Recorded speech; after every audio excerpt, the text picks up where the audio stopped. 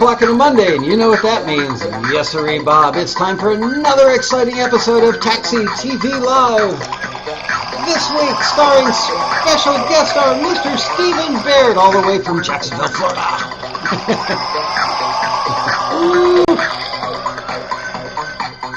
And thank you, band. Good fade. Welcome, Steve. How are you, man? Good. How about you? I'm good.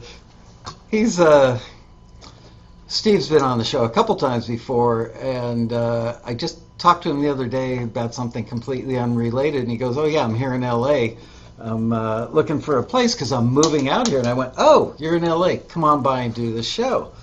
So here he is, and I've got a special place in my heart for this guy, only because he has extremely good taste in clothing. He once walked up to me at the Taxi Road Rally, and he was wearing a green T-shirt, kind of a pea green T-shirt, maybe slightly lime green. God, everything is so red today. I'm not this red. It must be the lighting.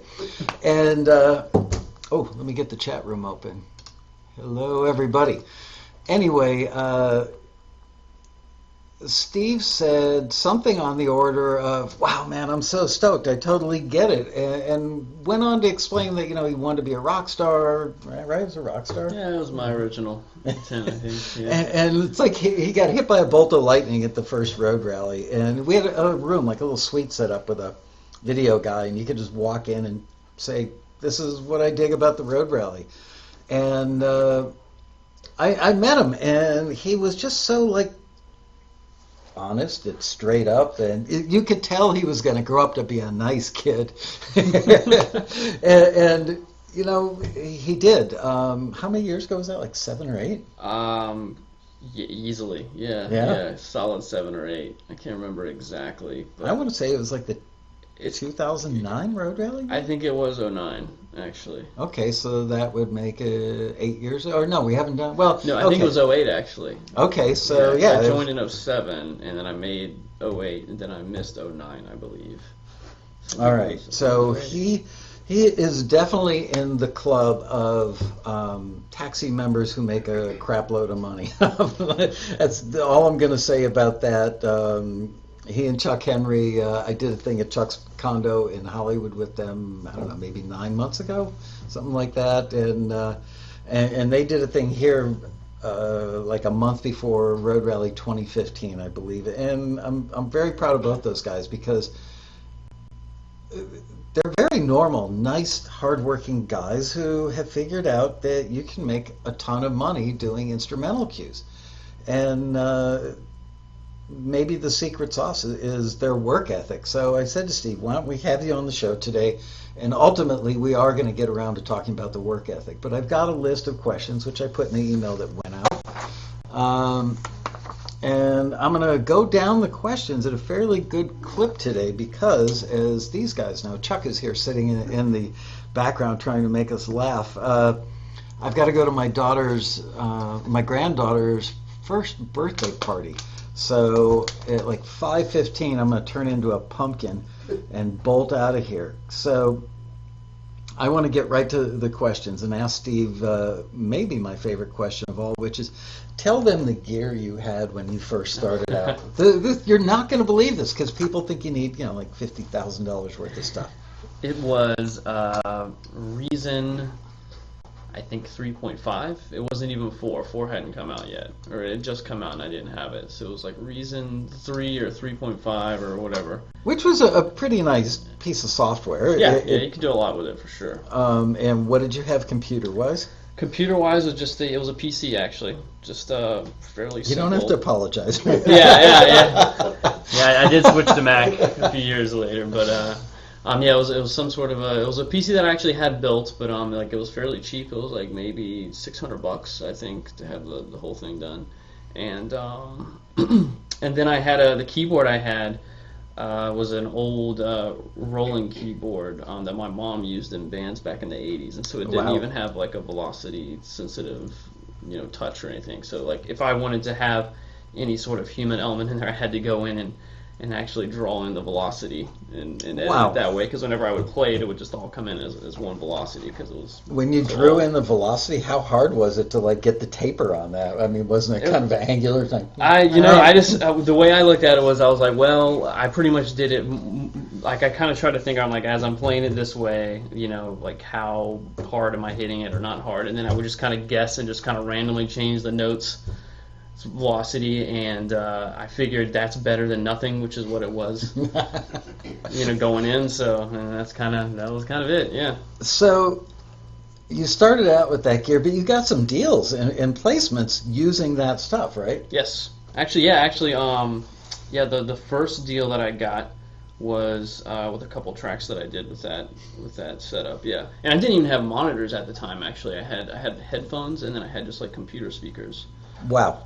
So, Okay, yeah, so for all of you out there who are new to the show, maybe new to Taxi, and new to thinking about film and TV music, this just proves that's one obstacle you don't have to think about is, oh, I need to go out and invest in a bunch of gear. That if you really want it badly enough and really think about what you're doing and study what other people have done, even with crap gear and a good work ethic, you can make it work. So let's see, what was the there's not a word, epiphanic? when was the moment that you had the epiphany that I don't really need to be a rock and roll star? I can do this film and TV stuff and earn a good living. Well, it kind of happened, I don't know if it was one moment exactly. It kind of was a process because I played. Go ahead and lie about it because I want to make this more interesting. So I played in a band for a little while in Jacksonville. In Jacksonville, which is where he's from, Jacksonville. And I played mostly guitar in it, but then I'd also switch off and do some bass and keyboards because we had a lot of stuff going on, but we didn't have a lot of members, so sometimes I'd have to kind of switch things around. And you were young, right? You were like 19, 20 years old. No, I was a little older than that. I was probably 22-ish at the time, something like that, 21, 22, somewhere in that. Yeah, so early 20s. And I just got to where I realized that I really didn't like playing in a band, actually. And it wasn't that like my bandmates were jerks or anything like that. They were great. Actually, to this day, I still work with one of them. He does a lot of vocals for stuff I do for film and TV. And I just realized I was like, you know what? You have to do these rehearsals, and then you have to, haul the guitar amp and the guitars, and then it doesn't really pay any money. And there wasn't even really, it was all original music in Jacksonville, so there wasn't even like there was like groupies or anything like that, like because there's hardly any. So I'm like, I'm not really getting anything out of this. Like there's like not many people showing up, and it just didn't care about the money, just no groupies. Like all the stuff that I'd grown up watching, like I felt like I'd been lied to, about the rockstar life. I was like, this is not really that fun, and you don't even make any money. So I was like, this then. I started doing some production at the time, and I kind of started realizing that what I really liked to do was sit at home and write music. That's really what I liked. It wasn't so much the performance part or anything else. I just liked to produce music. And then I was like, well, how do I make money doing that, especially in Jacksonville, Florida, right? I mean, that's kind of crazy. So then that's when I found out about Taxi. Actually, it's funny. Actually, I found out about Taxi a couple years prior to that, but I had zero equipment, and I was literally like 18 or 19 years old, like just out of high school, and really had no way. And things were a lot more expensive back then to get started. Like in the early 2000s, it was not like it is today, where every laptop comes with fairly good recording software, like or you can download stuff for free off the internet, and you can do some pretty good stuff. But back then, it's like like having a computer that was powerful enough to do anything was fairly expensive, or you had to get like an actual like one of those console type units, and then the sounds, I mean, those were a lot more expensive, or they just didn't really even exist, like the really realistic samples. And it was just everything was more expensive and more difficult to do back then. But then, a few years later, things changed, and then that's when I found out about or rediscovered Taxi, and I was like, all right, I'm going to give this a shot. So how long had you been a member when you came to that road rally and I met you? Were you like a brand new member at that point? I had been a member for about a year, just over a year. Okay. Like a year and a month or so, a year and 2 months. And he was definitely advertising the fact that he was a starving artist because his shirt said, carries no cash. Yeah, and I didn't. Nope, I did not. I think about about that shirt. It's funny how, sometimes the dumbest little things in life are the ones that stick with you till the day I die. Yeah. You will always be in my memory wearing that shirt. That was my first image of you. And okay, so let's see. Oh, okay. So did you have a day job back then? I don't think I did. ever asked you. What Yeah, was I your did. day job?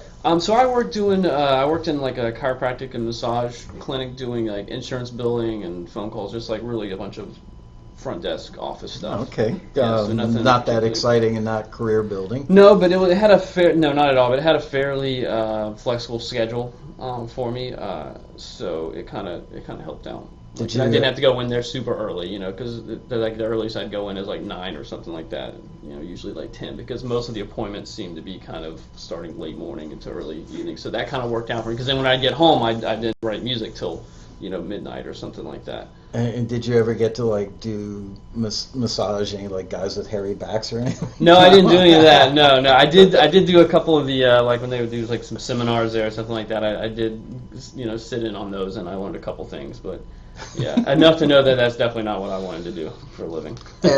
When you joined Taxi, came to that road rally, and it kind of all gelled for you that you wanted to pursue film and TV music. Do you remember like what your first step was when you left that rally and went home? Assuming that was kind of the moment of when you started. I don't know, had you started doing film and TV before? I had let's see here. I had a couple deals through Taxi by the time I started. So I had a couple things going on. I hadn't really made any money hardly, but I had a couple deals going. So I was writing for film TV at that point.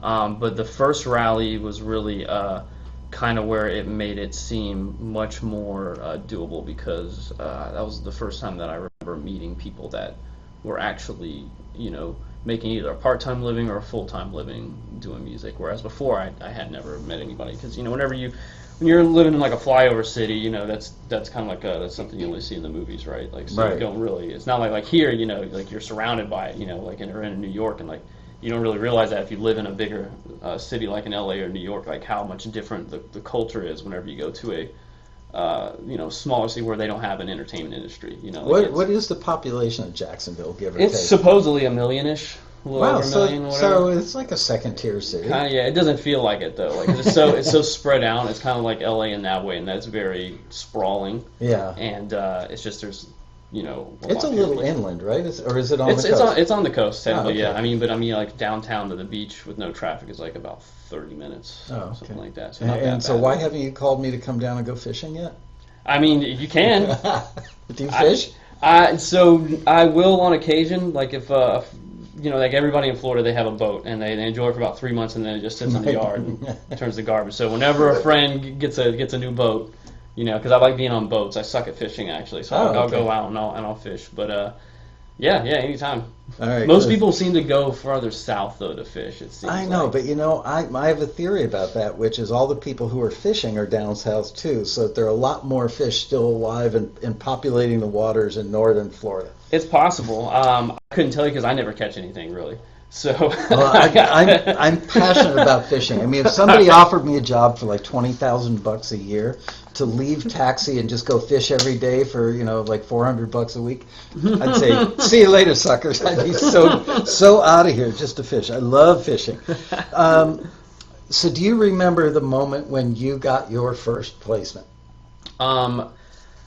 Yes, actually, and so it's kind of hard to say because placements are so weird. Like you sign stuff and you send it out, and then a lot of times you don't really know, until you get the check. But I'm pretty sure that I actually was able to see my first placement, or if it wasn't the first, it was definitely one of the first. But yeah, it was on actually the Dr. Oz show. Oh, okay. And I remember it was the opening song for like the first show of that series like ever, and it was wow. Yeah, so that was pretty cool. So yeah, that was my first placement that I know of, anyways. Maybe I had something beforehand, right? But I didn't know about it, and then it comes on the royalty statement, and like who knows when it actually. How did that feel? I mean, excuse me, to have this. Dream. I mean, that's the ultimate manifestation is hearing your work, knowing that other people are hearing it at the same moment. And did you call your parents and go, "Holy crap, guess what?" Oh yeah, yeah. I was jumping up and down. I was very, very excited. And actually, no, I believe I was with, maybe it was my mom at the time, because I think at that time I was not, because it came out at 3 in the afternoon, and I remember seeing it. So I think at that time, that was whenever I was in a transition period of not having a day job, Okay. and I was stocking shelves at Old Navy actually part time, and then doing that. So you know how to do the crisscross sleeve fold thing?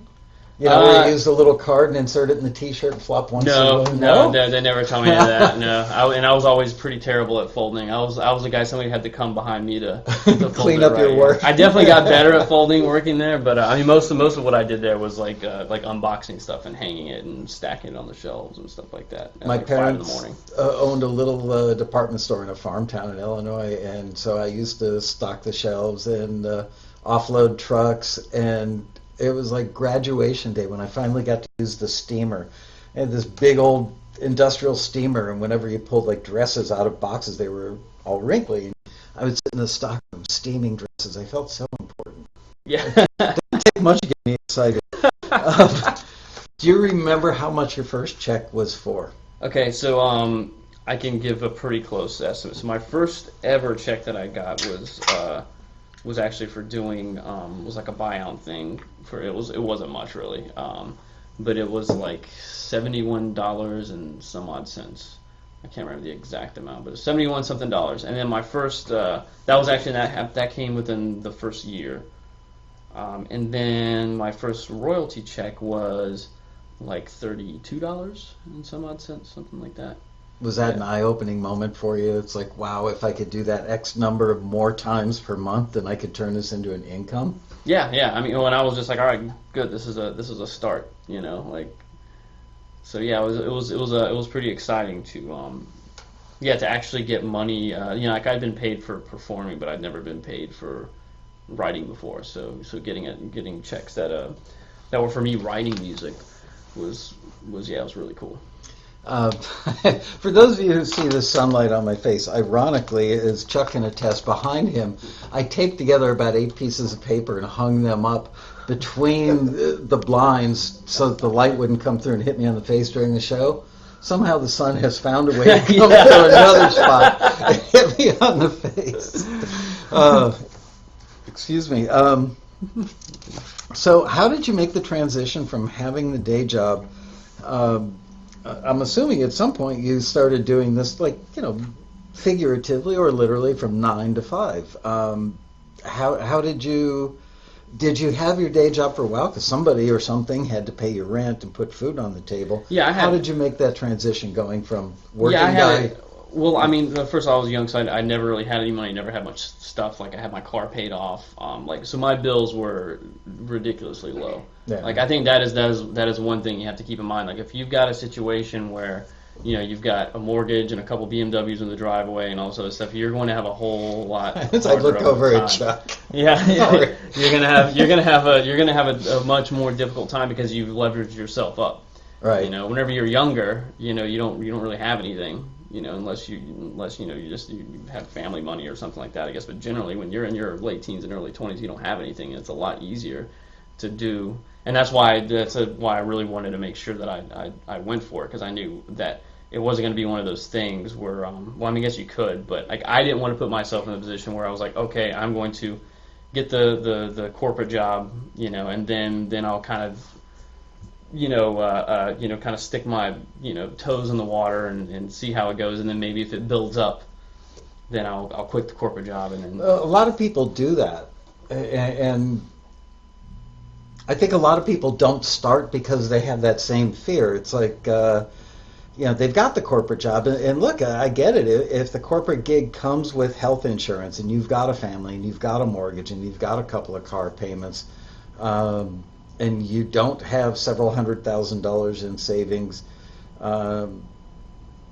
and you're not a young single guy, that's a bitch, to come home after a long day at work and have dinner with your family and then start working on your music. Anybody who has all that burden and finds a way to do that, I have tremendous respect for. So Yeah.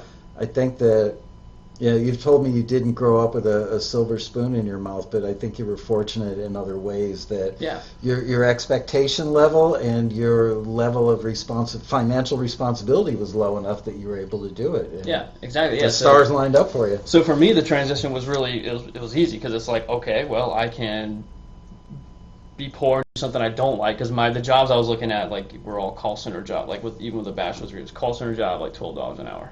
So I was like, okay, so I can do something I don't want to do and be poor, or I can do something I want to do and also be poor. So it's like whenever you didn't really have a choice really, like so, and like the transition, there wasn't really much of a transition. It's not like I was having to step back in lifestyles, like I was driving an Escort, and that's like, and it was paid for, and that was it, Better than spending your money on Yeah. escorts. Yeah, there you go, yeah, exactly, You were yeah, smart with exactly, your yeah. I was definitely smart in that way, absolutely. But yeah, so for me, like it wasn't really much of a transition, to be honest, because yeah, it took a little while to build it up, but when it started taking off, it was really good. Like it was more of a jump in lifestyle upwards than it was taking a step back, because I had savings, I had kept my bills down.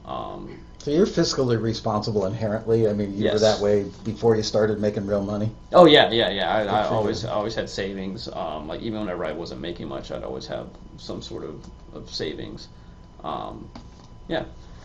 I saw a post on our forum about 5 days ago that, honestly, it almost made me cry because it really disturbed me, and I'm still thinking about it now. And I've been thinking about this for years. Both of you guys know me well enough to know that I've always been on a tear that not that many people have retirement income or retirement savings. And I'm in the baby boomer generation, and there are going to be millions and millions and millions of my friends and neighbors and people that I've known forever that don't have enough money to retire on. What are they going to do at 65, 70, 75 years old when Social Security may be the only income they've got? So I have long said, and people laugh at me and they feel like I'm trying to sell them a bill of goods, that this may be the greatest retirement investment or vehicle, pardon the pun, out there certainly for musicians, because it's cumulative. And I think about you, and one of the reasons I wanted to have you on the show today was to put an exclamation point on the fact that, I mean, how old are you now? 32-ish? 33. Okay, so, man, you have a guaranteed lock on retirement, and that's amazing to say in this day and age. And some of the people watching the show right now are probably going, well, I'm 58, so for me, I'm screwed because I'm not a young guy like he is. I don't have 30 years ahead of me. But it's taken you 8 or 9 years to build up to this income level, which is, probably makes you a 1 or 2 percenter, I'm guessing. I mean, I'm doing well. I'm doing better than most, for sure. And okay, so if it took you, let's say 9 years from ground zero to today to get up to that place, well, somebody who's 55, if they took 9 years, they'd be 64. They're still a year away from a young retirement age by today's standards to get to that same income level if they play their cards right. It's not easy. I keep looking over at Chuck because he knows all this stuff as well. Nobody, I am not saying it's easy. I'm not saying everybody can do it, but I am saying that it can be done. And absolutely. Lucky you, because if you're at this income level now in your 30s, imagine the cumulative effect, plus the kind of a multiplying effect of you taking the money that you save every year and putting it in good investments, whether that's real estate, stocks, bonds, annuities, whatever. And I'm sure now, knowing that you're fiscally responsible, you're probably spreading your stuff around. Absolutely, yeah. Some in that, some in that, some in that. So the combination of those two things working in your favor, you're just another regular guy who's a musician who's going to retire really friggin' nice because you played your cards right. And that's all I want for the rest of you. So, okay. let's talk about the progression, like how much you made in the first year once the income started coming in, and then how much would you estimate? I know you're not going to remember exact dollar amounts, but give them kind of an overview of it. Started out at $300, then became 1,200, and then 16,000, something Okay. like that.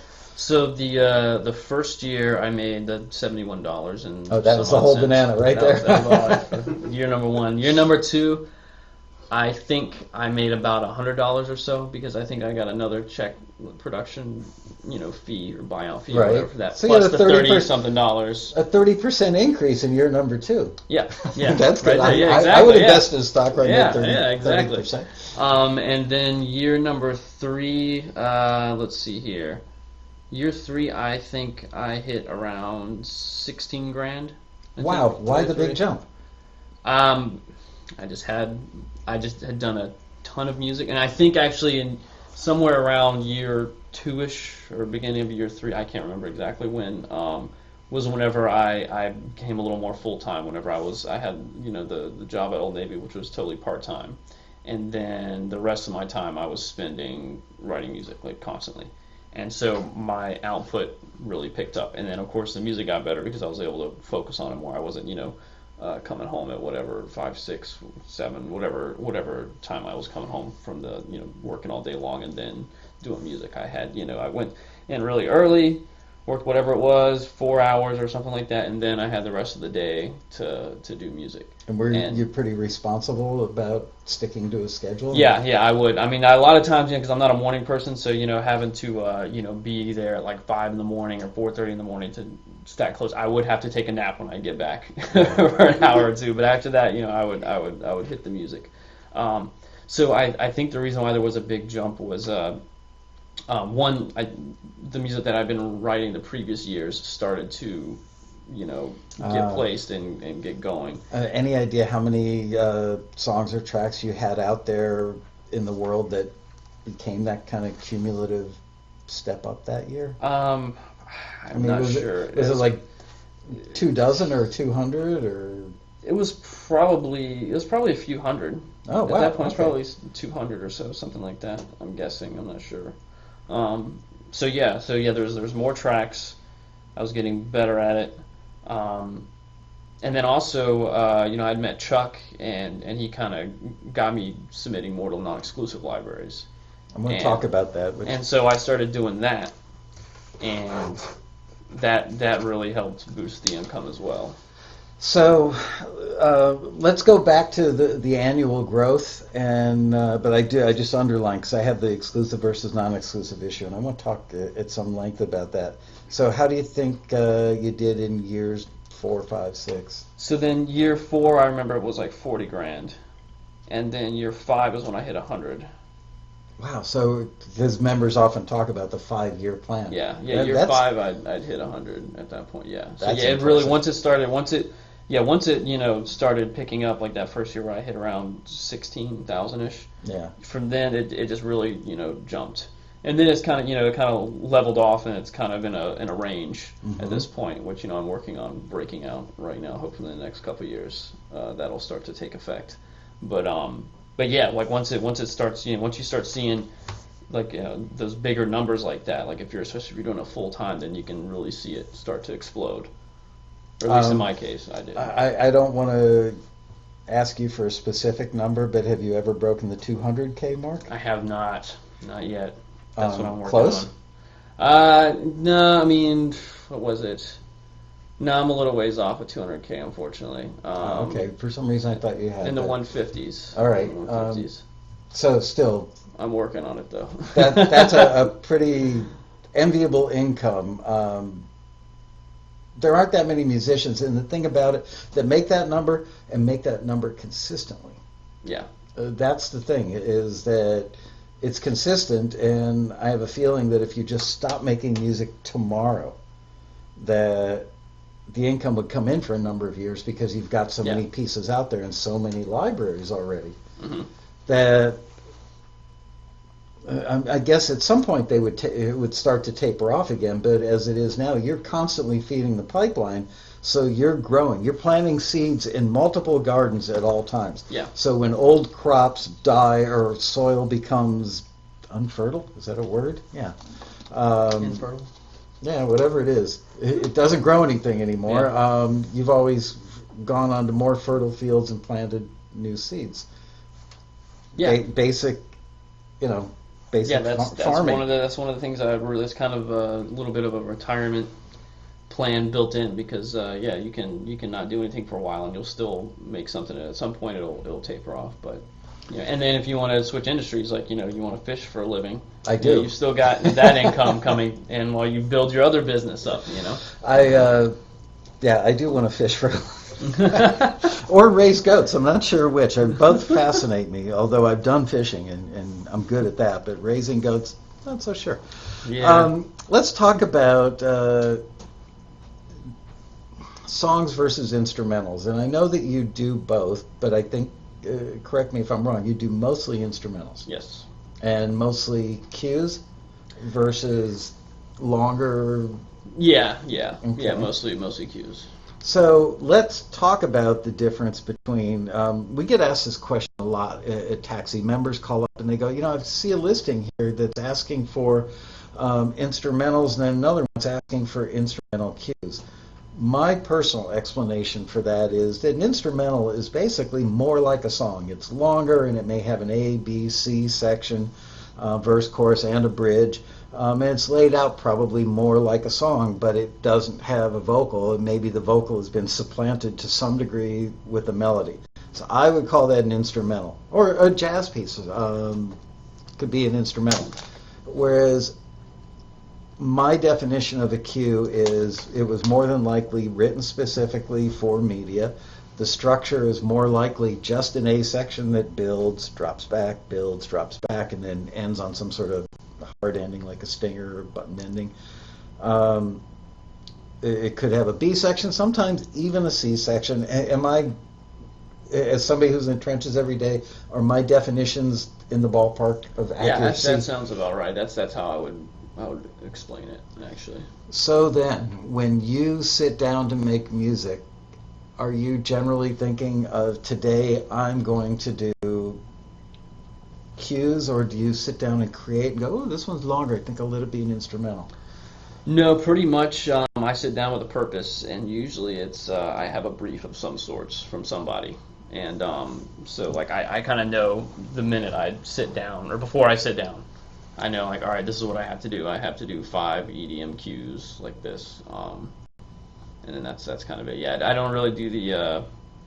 Every now and then I might start writing something, and maybe I'll start, I'll be doing like EDM cues or something, and I'll start on one, and I'm like, you know what, I think maybe this would be good with a vocal and do better as a song, and so then I'll kind of save it and then kind of push it away and then start on another one and do something else until it sounds more cute. But generally, yeah, whatever I'm going to be doing, like I already know before I even start working, and usually it sticks with that. Like I don't really have many instances where I start on something, I'm like, oh, this actually is sounding more like a cue than a song, or does it sound like a song, or like I've kind of gotten to the point where I have my different modes that I go into, and and it's whatever it is that I'm supposed to be doing, that's what comes out.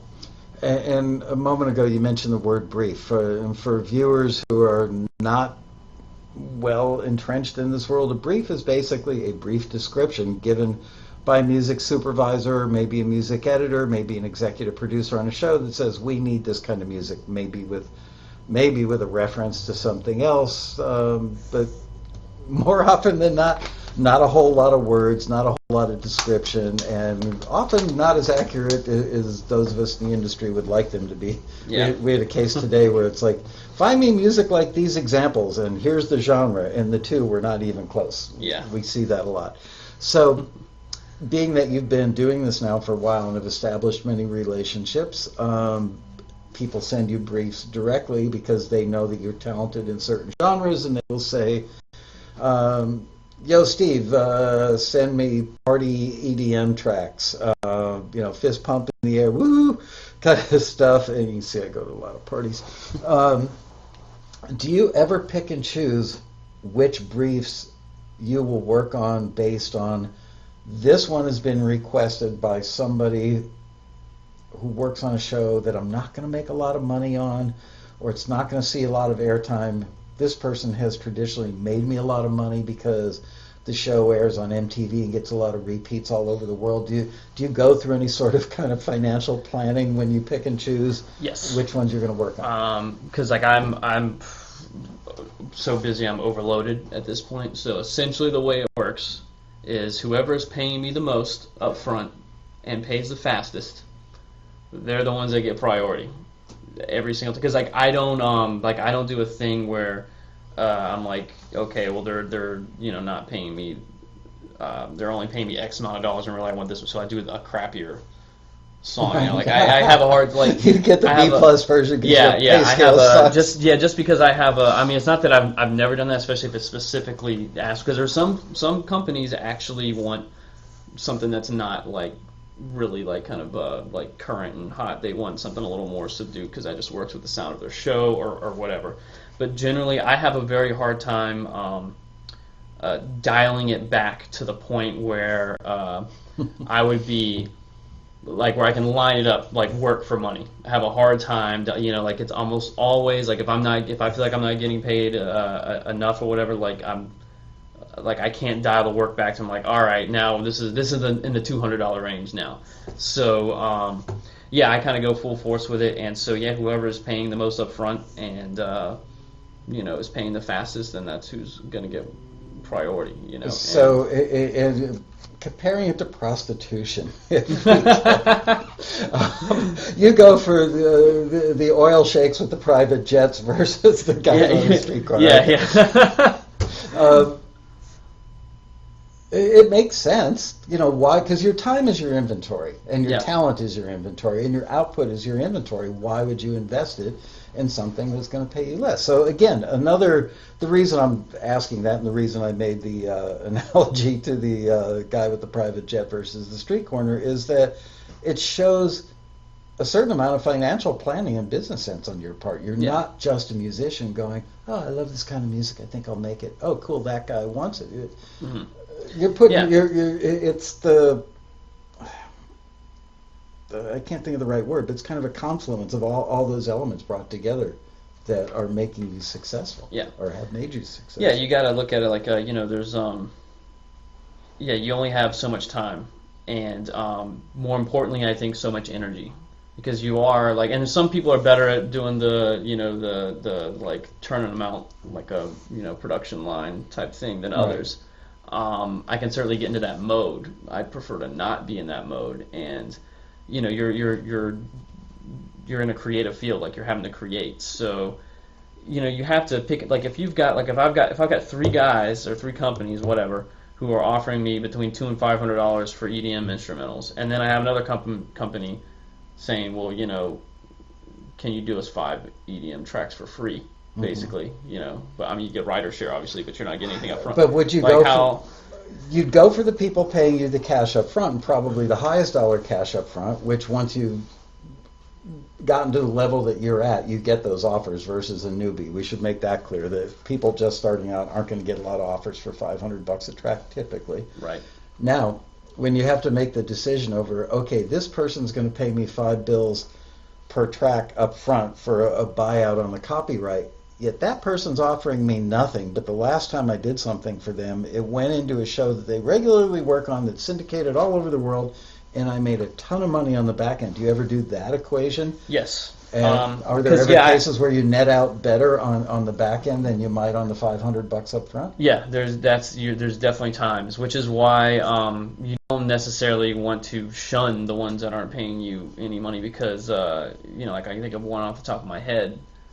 They're not paying anything up front, but they make me a good bit of money on the back end. They get music into a lot of shows and spots that other companies don't. So that's the kind of the way it's a balance, and you got to figure that out. Like what is your balance? Like what balance works for you? Like for me, usually it's whoever's paying me the most money. But there's definitely times when I will take a break from writing those, and I'll work for another company that they might not be paying me anything up front, but I know it's something I can do fairly quickly. Like it's not like it's like this huge orchestral thing or something that I've got templates for that I can come up with relatively quickly, and I'll do work for them because they get a lot of placements. But I always will do less of that than the stuff with the guaranteed money because if you even if they've had a good track record of getting you a lot of placements, that doesn't necessarily mean that they're going to get you a lot of placements with that new track. And when you're doing it, you're speculating. Right. You're working for free is what you're doing, and speculating that you're going to make this up in the long run, which maybe you will and maybe you won't. So that's why I usually take the ones that are paying me up front. It makes sense because we get members that call us up and they get pretty cranky. It's like, dude, I've gotten 3 things into a library through you. They'll either get cranky with us or cranky with the library owner. And for those of you who don't know, a library means production music library, which is a catalog of music for media. They can be called a music licensing company, they can be called a library, they can be called a production music library, or just a music library. So we get people that get a few things in the library, and they expect that in the next quarterly payment from their PRO, be it ASCAP, BMI, or CSAC, that, well, gee, they've had this stuff in their catalog now for months, and I haven't made any money yet, to which I quietly laugh to myself, but I understand. From their perspective, it's something they've wanted their entire lifetime. Finally, they get their music forwarded by taxi to a publishing entity, be it a library or music licensing company, all basically the same thing. And then they're sitting there thinking, any day now, any day, my music's going to end up in a TV show and I'm going to make money. It could very well sit there forever and not make any money. Yep. Have you had that? I'm going to ask the question a different way. What percentage of all the, I'm guessing, 1,000, 2,000, 3,000 pieces of music you have out there in several different catalogs, what percentage have ever made you money versus what percentage are to this date dormant and not? That's a tough one. Well, give me a good answer. I'm trying to think. You could, guesstimate. I know there's no. Yeah, I'm trying to guess. Yeah, the person that asked this question is Matt Hurt. He keeps track of all that crap. Yeah, he would know. He would be able to tell you exactly 33.3%. He's Swiss. He's supposed to be that meticulous. But for me, I just kind of like push it out there and cross my fingers, I guess. But no. So it's interesting. It does seem like a smaller percentage of your catalog is what makes the most amount of money. Like it's not like it's you can't really average it out, like, because you do have a lot of tracks. You have tracks that will make you thousands and thousands and thousands of dollars, tens of thousands of dollars maybe. Yeah. And you have ones that will make you basically nothing. Like I've had ones like that. We talked about the rally with Matt and Chuck actually, and I can't remember who's the third person. You weren't on that panel. Who was the third person on that panel? What? Brain fart here. I can't think either. Matt. Ohio. Keith LeBrand. Yes, Ohio. I knew that. So it's the 80-20 rule. For those of you who don't know, there's a thing in business called the 80-20 rule, that 80% of your income will come from 20% of your customers or efforts. Sounds about right. Yeah, and so I think which is why numbers are important. Like that's I do believe in quality over quantity any day. However, there's a balance, like with everything. Like you can't just have like 3 really awesome tracks usually and think that you're going to make $100,000 a year on those 3 tracks. Like but people do. There's exceptions, yeah, for sure. Like maybe you land some huge ad. No, I mean people think that. Oh, people think that. Yeah, and yes, there are those exceptions. Yeah, there are some exceptions, like where people would literally do a few, but that's the exception. You can't base your business on exceptions. You know what I mean? You got to go like what is generally the case. That's a quotable quote. Yeah. So and usually it's about right. Yeah, and that's why you need to have your numbers up. So it's quality and quantity. I think it's more quality than quantity, because I know there's guys out there that have way more tracks than me that aren't doing as well as I do. What is it that determines quality of one? Let's say that you and four other people. So now we have a sample group of 5 musicians that are all very capable, and they are all making EDM instrumental. What makes yours better than that person or the person or that? Well, it might not even be so much that mine's better. It might just be that mine is better for production music, like the ones that I do. Well, what makes it better for production music? So, or more gives it more usability? It's kind of hard, and it's always a little bit of a guessing game, and you're just kind of going with what's worked in the past and what you think would work. Yeah. Like watch the shows, see what they're playing, and then as you're playing songs, like think, does this sound like something that would go in a show? Because there's tracks that I've done where, and sometimes these have been ones that have been requested by networks and stuff. And I'm doing exactly what they want, then they're accepting them. But as I'm doing them, I'm like, I don't think that this is going to get used in a TV show ever. They're going to pay me, and then it's going to sit on a shelf and just collect dust forever. And is that because they don't really know what to ask for, or because? No, I think that's I think. No, I didn't know what to ask for. Like, I mean, they want. I think I don't really know, to be honest, because I'm not working at any of these places. So I don't really know what's going on behind the scenes. But like, I think what it is like that's what they want, and a lot of times they probably want to use it, but it just sometimes doesn't work. Like, there's times whenever you're writing music where you're like, oh, you know what, I want to put this in there, and you put it in there, and it's like that just doesn't really work. And then, like, I've had sample packs and sounds that I've bought thinking that it was going to work for something, and it didn't, and I just have never really used them before, And I hear. Oh, I thought it was a phone. Okay. No. Yeah, I don't know. Like, you want it to be really, you want it to be current sounding and to be catchy. Like, you definitely needs to catch the ear, but then also, you want it to be able to fit in the scene without it like being distracting. Like some like when you listen to some of the really current EDM, especially the kind of more dubstepy stuff, I don't think that really works very well for TV shows because it's just there's too much going on. It's too crazy sounding. It's awesome. It's impressive, but it doesn't. Yeah. That was very weird. Yeah. The lights were dimmed. Wow. Yeah, I think it's just a little distracting. So I guess I don't know. Like, that's one of those things where it's kind of like you just kind of you're just kind of doing it and you just like you feel like, okay, this sounds like this would go good in a TV show or this wouldn't. It's kind of hard to describe in words. I hear stuff, and I just saw somebody mention something roughly this in the chat room. This is the quality issue.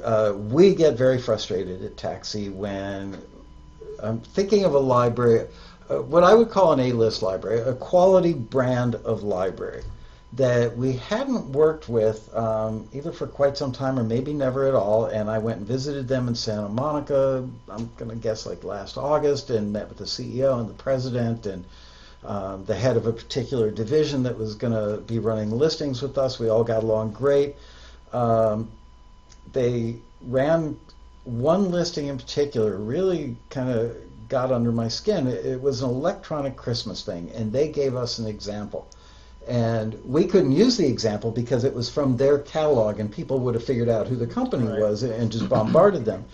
But we found other examples that were every bit as good and on target as their example, and nobody would question that comparison. We ran the listing. We probably got 120, 150 submissions for that one. And then we whittled it down to, I think, about a dozen-ish. Maybe it was 17, whatever it was. It was under 20, more than 10, under 20. And myself and I think 3 or 4 people from Taxi, not the screeners, that had already been through them, 3 or 4 people from the company that know what they're doing, that listen to music all the time.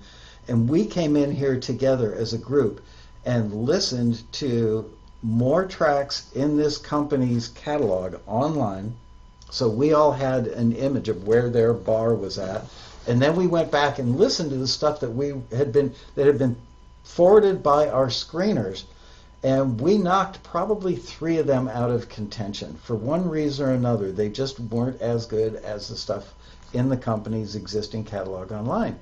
We sent the stuff to the company, and the feedback we got from them was, not that good.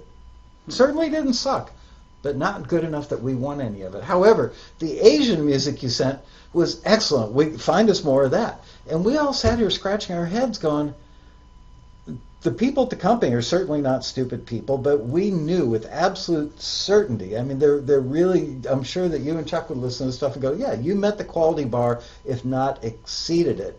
And yet they didn't take the stuff. And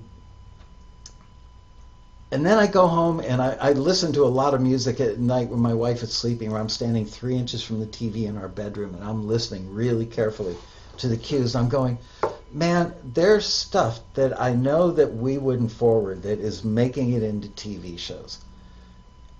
And it frustrates me on behalf of the members, because why does stuff make it out there that probably shouldn't, and then why does a library say not good enough, and we send stuff that I have zero question in my mind that we met or exceeded the quality bar. So do you see that? Do you get a brief sometimes and send stuff directly to the person who requested music from you for a brief, and they're like, nah, it's not working for me? Or other times hear music in shows where your music would also be, and you go, why did that make it in the show? Because it's just not that good. It sounds like somebody who's new to the game made that. Yeah, I mean, I've had that experience, like in like I've had stuff that I've done that I didn't think was good that got used. Wow. You know, there's one track, it has been all over TV, it's a song, all over TV, been in a movie, and like, it's fun enough, I guess, but like, it's old, and it's not my favorite, put it that way. But it gets used like every year in big shows and movies apparently now. What about it, do you think makes it It's desirable? just goofy. Or what about it makes it desirable? I mean, I think what it is, I think plain and simple is what it is it was kind of like what I was talking about earlier, where it doesn't, so it creates, it like it has a, so like it's an era piece, it's like an early 90s sounding track, which is what it was supposed to be. And it creates that vibe, like when you listen to it, it brings you back to that time. But it's also not going to draw your attention away from whatever's going on in the scene to listen to the song. Like it's kind of like that perfect kind of balance of like good but not too good. Yeah, I think. I get that, because you don't want to win Composer of the Year, because if anybody notices your music, they're not hearing the dialogue. Yeah.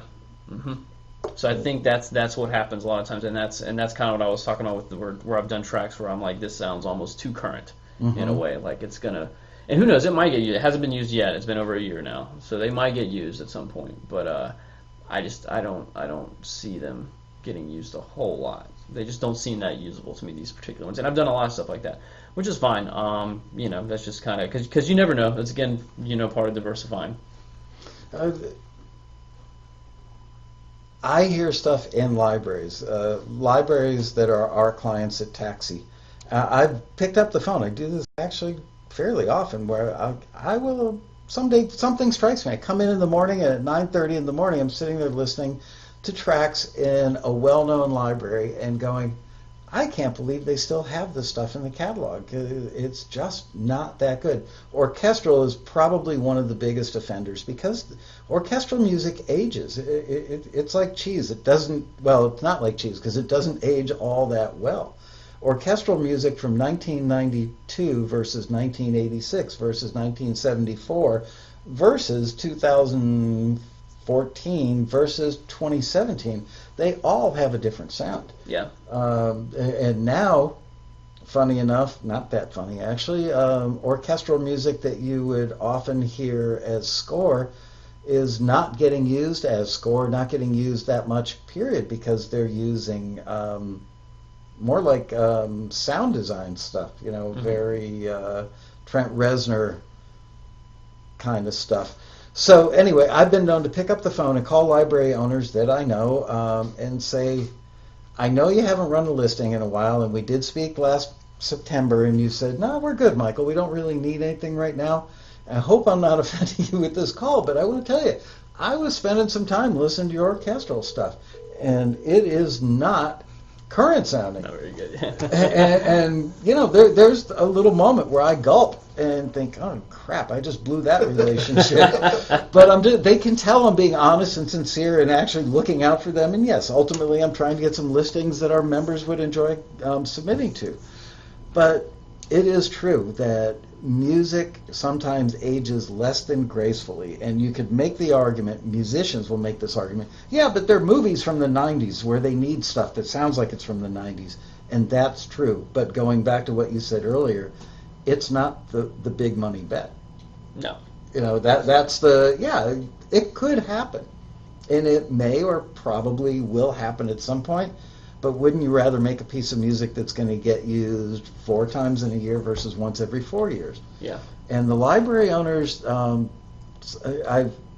I can be really immodest, and I'm going to be, I personally kind of feel like I was somewhat responsible for the resurgence in requests industry-wide throughout libraries, because we've worked with so many, and I was on a tear, not a terror, for about a year to get them to freshen up their orchestral stuff, and they did. And the bummer is now that many of them have gone through that freshening up process, less and less orchestral is getting used, and more soundscapey, sound designy stuff is getting used. So maybe it wasn't the brightest idea I've ever had. Earlier you mentioned templates, and I'm a big fan of using templates. Can you explain to our viewers what templates are? Give an example of a template and why it's advantageous to use them.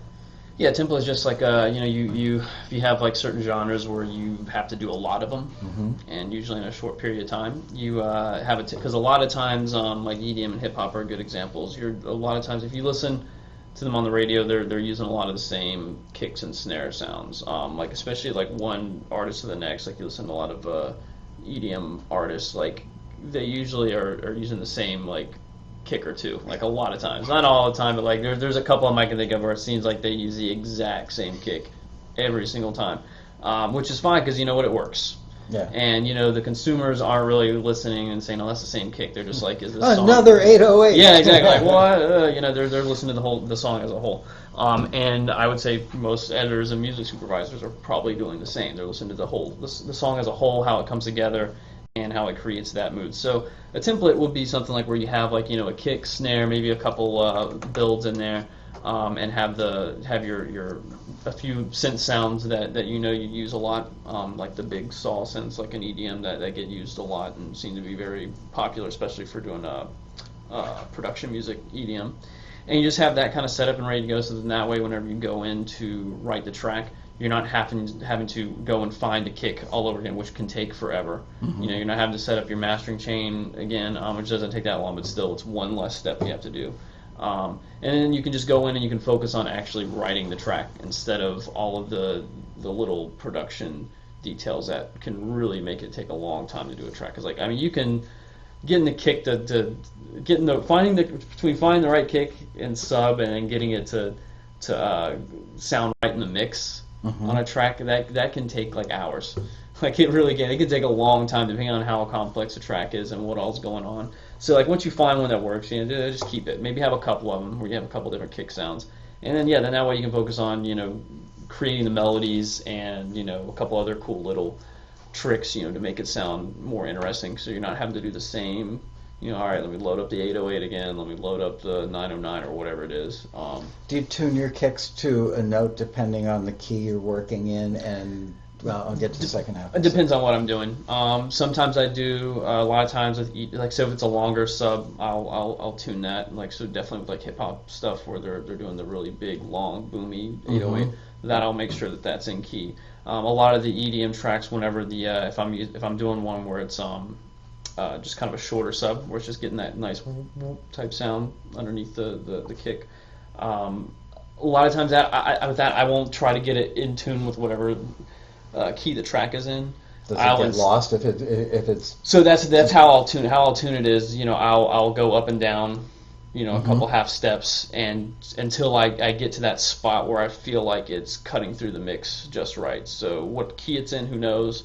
But if it sounds like it's giving me the desired effect of the sub, and if it's short, you don't really have to worry about it because it's not like when it's long, obviously the note's held out and you'll be able to hear it, and if it's in the wrong key, it sounds horrible. But if it's short, then you don't really notice it.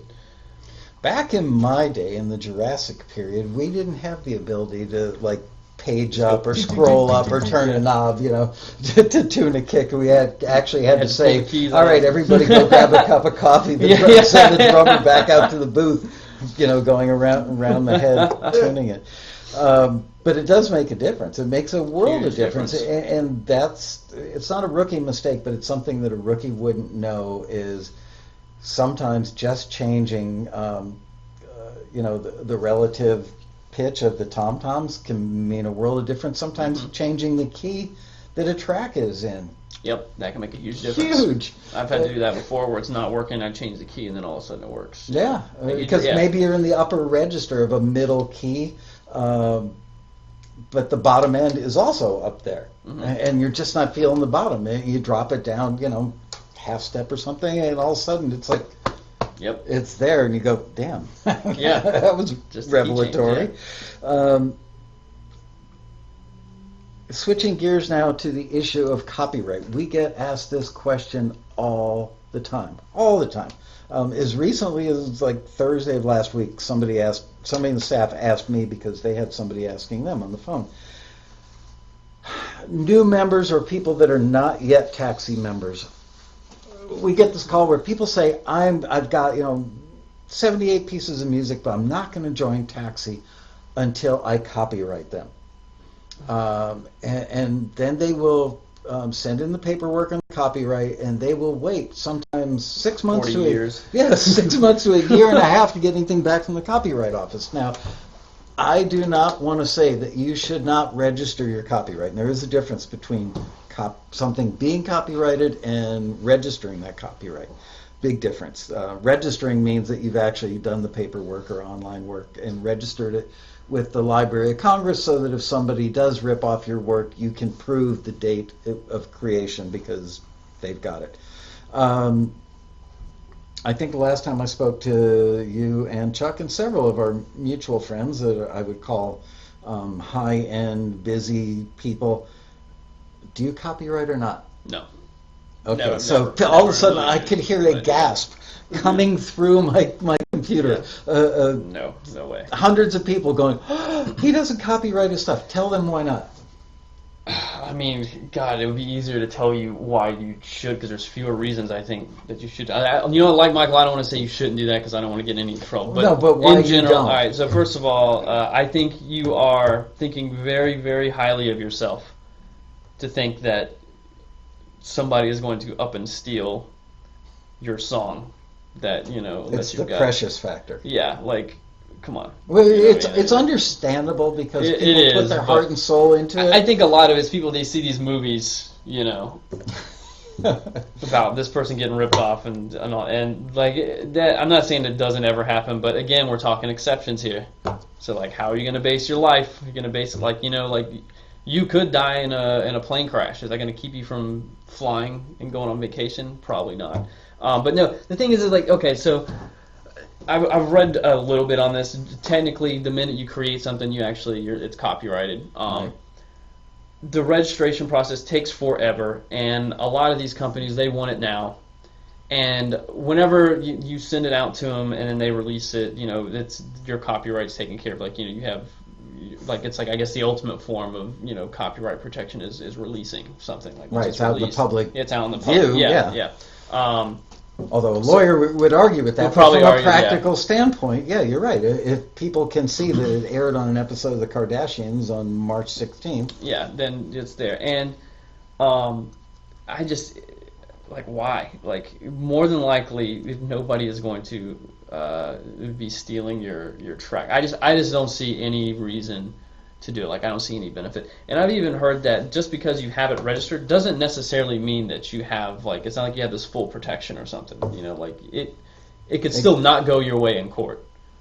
It gives you a leg to stand on in court, but my personal understanding, and this is not a recommendation, I want to go on record saying I'm not recommending this, it's just my observation combined with my understanding, is that the amount of money that a single 90-second or 2-minute instrumental cue, which you can replicate twice today or 5 times next week, for the most part, you can make many more of them, will take you more time and cost you more money to register that copyright on that piece than it is likely to earn you in its lifetime. Yeah. So Absolutely. that seems to be the logic that I've heard from several of my friends who choose not to copy or register their copyrights. However, I'd forgotten about the cost thing. Yeah, that's true. Yeah, even if you're doing not an SRE, whatever it is, where you can do a group of them at one time, it still can get a little pricey. So, however, if I personally were going to do a song that I was going to pitch to Beyonce or some big artist on a major label, I'd probably register that copyright because that makes more sense. Because also, one, it's just fewer tracks, and you're talking a potential larger amount of money, potentially a larger amount of money, and going through a number of people that would have a motive. Yeah. Maybe that's the biggest issue here is who would want to steal your what I call stupid little instrumental cue. I say that affectionately in quotes. Versus, I can see why somebody would want to steal something that sounds like a hit record. Yeah. So, yeah, it makes definitely way more sense. To me, it makes no sense to do copyrights for production music. But if you're planning on pitching it to an artist, then yeah, sure, because then you got a little more time, and then you also have to realize, okay, so you're spending the money, you might not make it back, but the potential to make money, make a significant amount of money is much greater there. And so, yeah, that if somebody says they're doing that, I'm like, okay, that's fine. But if, they're like, I've got these 70 instrumental cues and I need to copyright them, I'm just like, what are you thinking? I mean, can you imagine, you say to a publisher or a library or whatever, yeah, hold on, let me get the copyright back from the copyright office, whatever. They're gonna be like, are you kidding me? What's wrong with you? This is going to be the single most commented thing when this video goes up on YouTube. The number of people that are going to be debating this issue is probably going to be significant. But is it a fair statement to say that the majority of professional composers who make cues for television don't register copyrights? I don't know any that do. Okay.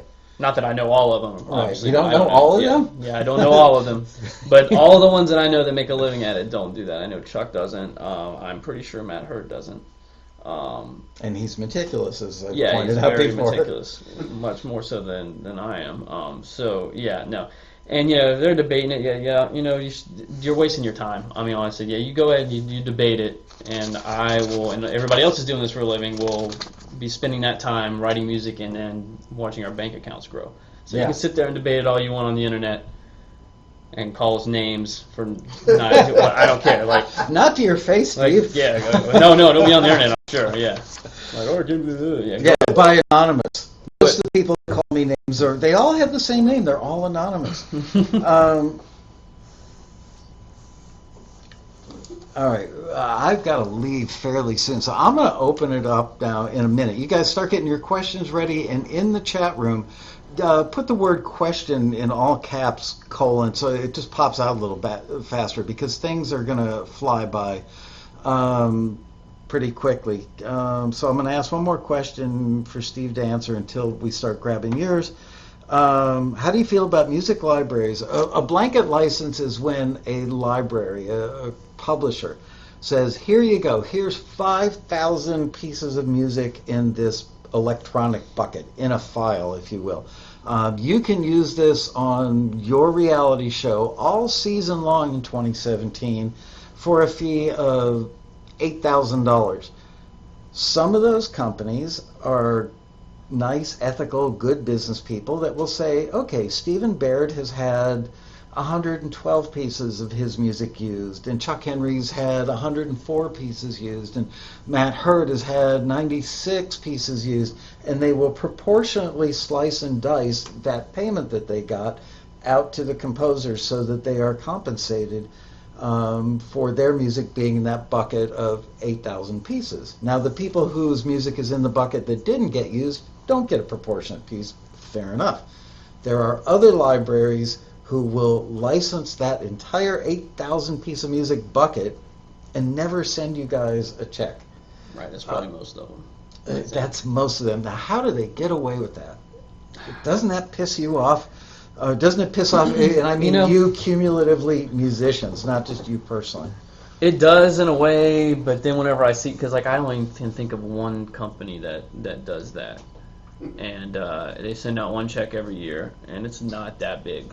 For the proportional? Yeah. Really? So yes, I mean it's like usually like $150 or something like that. And do you still make money on the back end when your stuff gets used? When you're yeah, in unless a it's certain networks that don't pay, right? Yeah, Do but direct generally they do. licensing. Yeah, so I mean like yeah, technically, like yeah, part of me is like yeah, we should be getting a portion of that, but at the same time, that's a lot of tracks and a lot of composers for them to divvy up not a whole lot of money.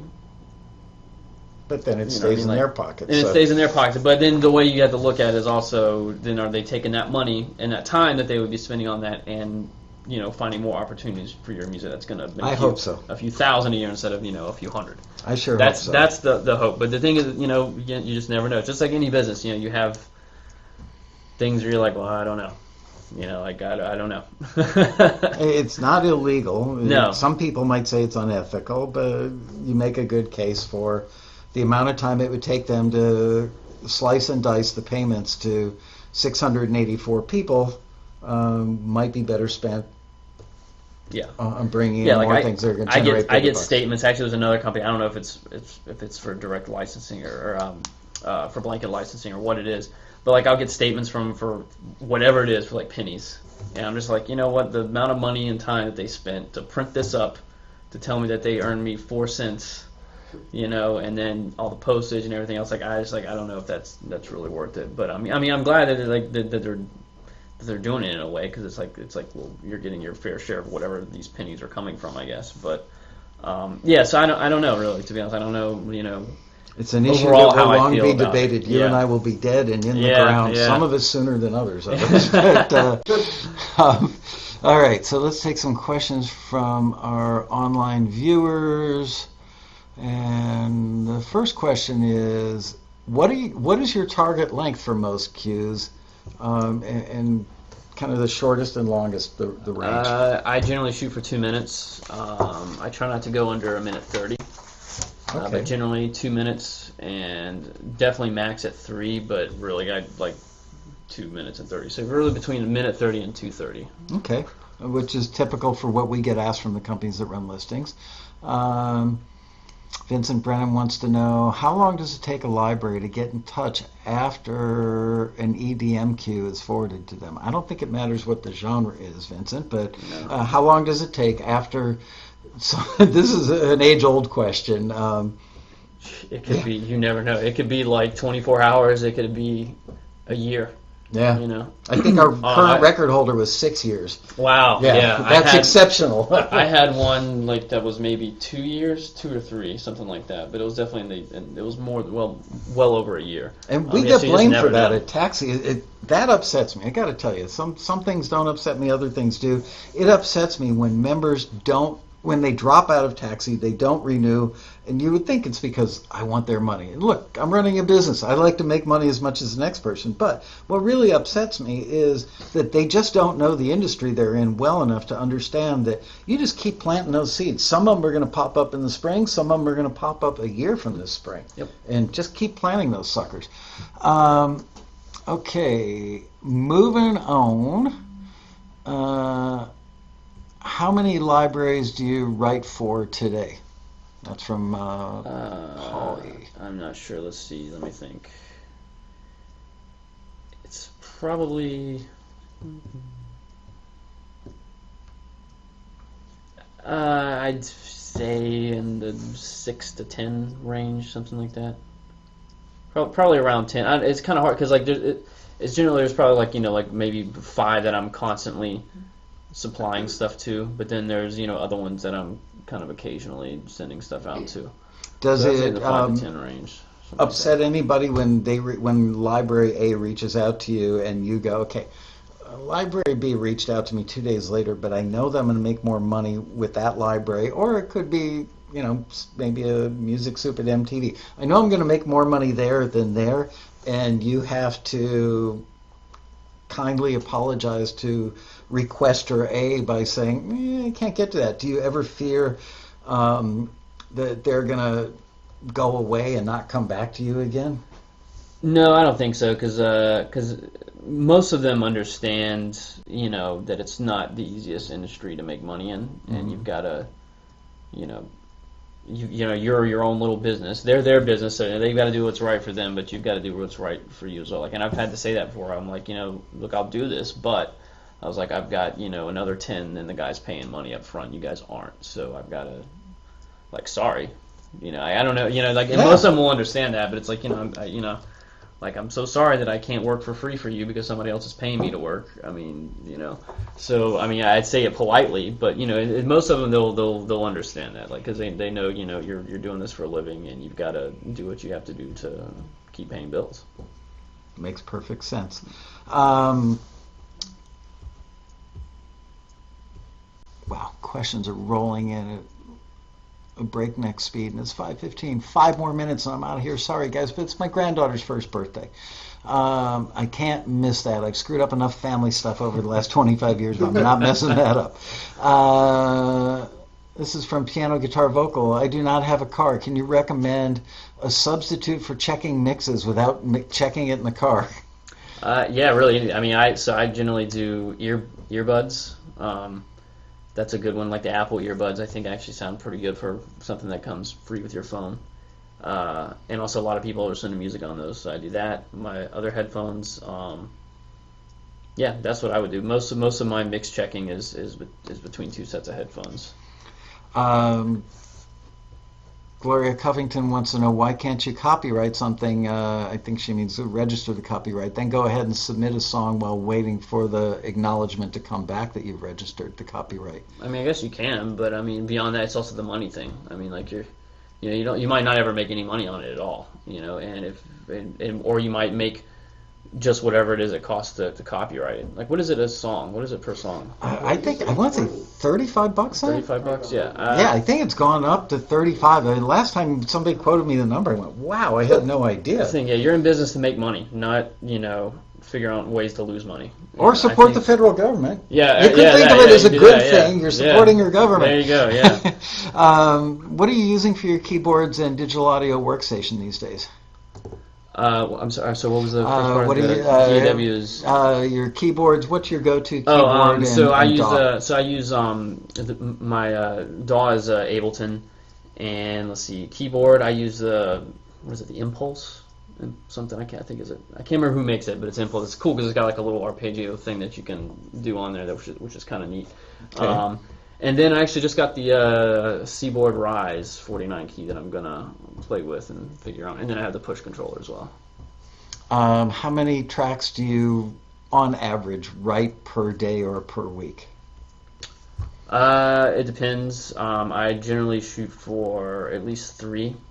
But per a lot of time, day or week? No, per week. So at least 3 a week. But yeah, there's certain weeks where I'll do 12.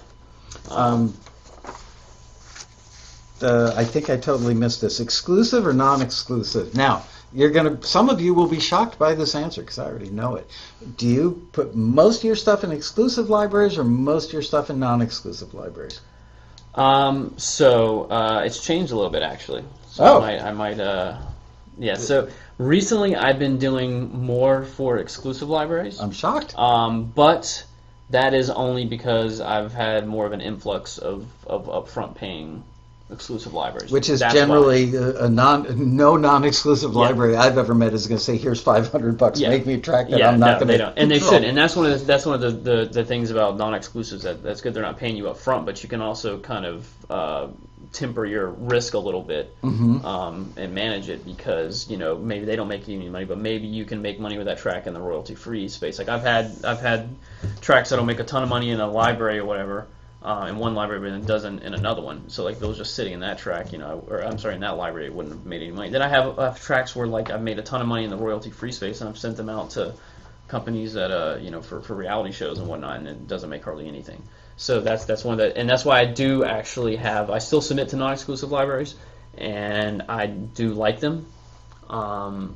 I'm not on the non-exclusive library hate train. I think everybody should have a fairly large non-exclusive catalog, if nothing else, just as a diversification type thing. Because if everything you're doing is exclusive, then guess what? You don't own the copyright on any of that stuff, like they do. So you have your non-exclusive catalog of whatever it is. Maybe it's 100 or 200, and it grows or whatever. Then that's 100, 200, 300 tracks that you have that you can do whatever you want with. And there's a lot of shows, production companies, and whatnot that do not care that it's exclusive or non-exclusive. So wouldn't it be nice if you ran into a music supervisor at a production company or whatever that doesn't care whether it's exclusive or non-exclusive, and they're like, I need a bunch of tracks and you have 100 of them, right? Because you've got your non-exclusive library that's built up, that's been making you money in the past with other companies.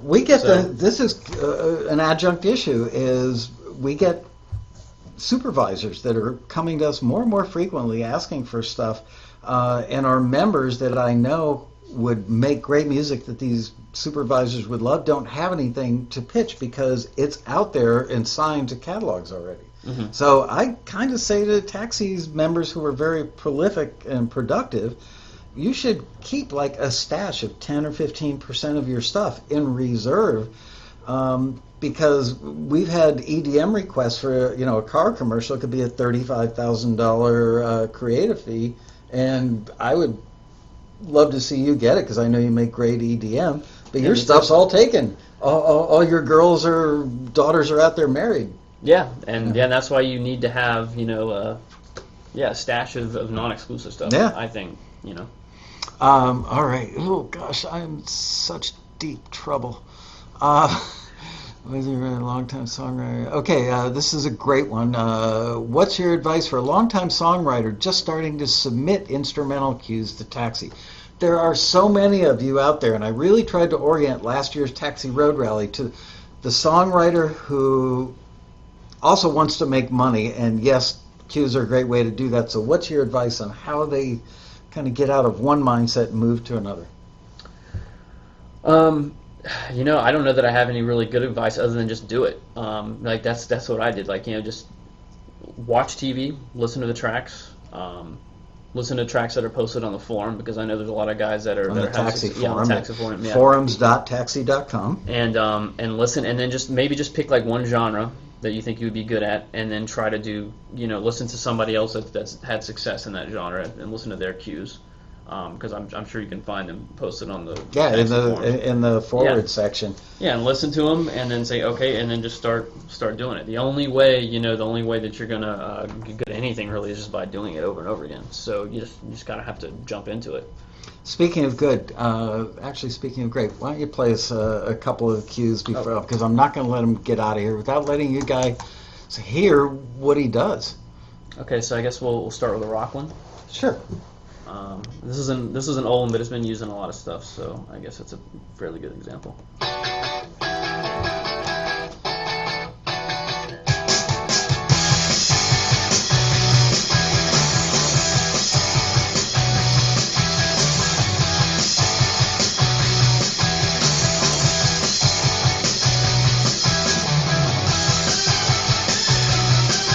So I added one little element into the book. That's a good cue thing to do. Right, constantly building. And then there's a little bit of a transition here.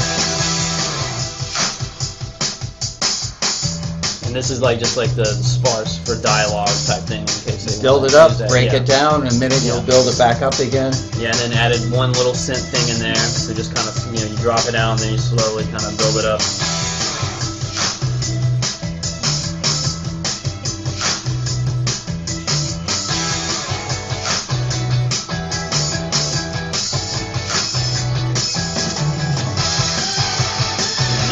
Nothing too terribly complex. It doesn't need to be complex. Right. The more complex you get, matter of fact, probably the worse off you are as far as production music goes. You're not trying to win Composer of the Year. No. All right, play us another. Okay, so this one is a Chinese track, actually, a traditional Chinese music track that was used in the show Gotham. Okay. Let's see, make sure it's on the 0. Okay.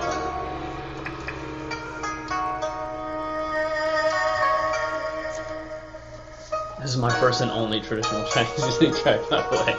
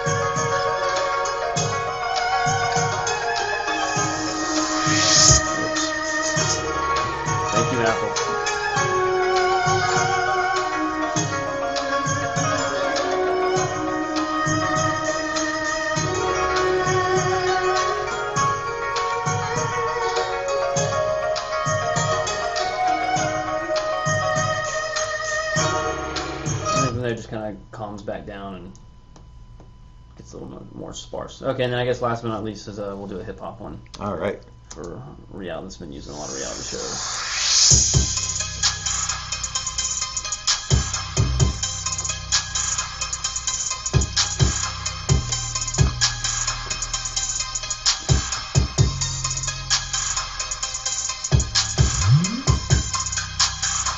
And again, it comes around, you just add one little thing, kind of keep it interesting, moving along.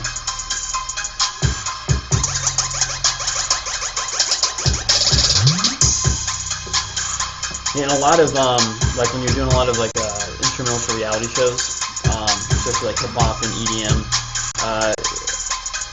a lot of times it'll start out like it'll be like scenes where they're, you know, kind of going over the city or whatever, like transitional type scenes,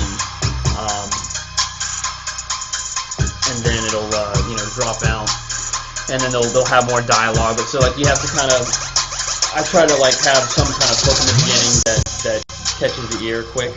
Mm-hmm. And then I'll go into something sparse like this. Very smart. That way, you know, they can use it for those scenes where they're like kind of trying to create an atmosphere where maybe the music is more up front. That's brilliant. But then also there's a sparser section where like if they want to keep it going from that, then they have, you know, some room to work with and have the Broca's area. It's the part of your brain right above your ear that notices something new and different. So you've pulled them in and then gotten out of the way. Yeah.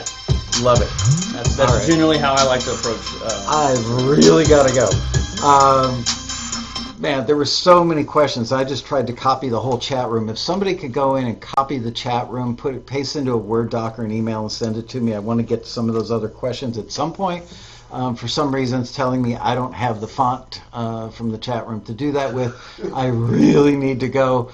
So, Matt, trot down here and take a picture of us, please. And I will see you all next week. Steve, man, enough. It's, as always, extremely proud of you, and you know that. And thank you for being so generous and sharing what you know, and I hope that people learn from it rather than going, yeah, well, and going for the exception. Because you know what? Life turns out better when you go for the rule, generally speaking, than exception. But wait around all day for the exception to happen. that's right. So there you go. And with that, I bid you guys adieu. I will see you next week for a show that I haven't planned yet. And until then, bye-bye, you guys.